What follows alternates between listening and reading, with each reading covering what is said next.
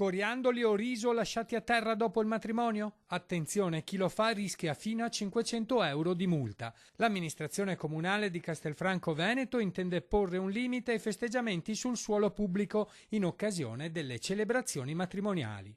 Dopo le numerose segnalazioni ricevute per imbrattamento di strade cittadine, affissioni illegali di annunci su lampioni e segnali stradali, Stefano Marcon, che oltre ad essere sindaco e anche presidente della provincia, ha deciso di stroncare i maleducati che dopo aver festeggiato abbandonano rifiuti di ogni genere sui sagrati delle chiese e sulle strade comunali. C'è da dire che una volta si puliva anche, oggi magari non si cura più la pulizia così come la si curava all'epoca e quindi l'attenzione che vogliamo porre è a far sì che non ci sia al termine del festeggiamento fuori dalla chiesa dello sporco per terra. Castelfranco Veneto è rinomata per la bellezza del suo centro storico e nonostante negli ultimi tempi ci siano meno matrimoni è una città molto ambita per le unioni nuziali. Bellezza e decoro che tutti i residenti intendono conservare. Credo che sia una cosa ovvia e giusto che lo facciano perché sono loro che imbrattano la città, per cui trovo una cosa giusta.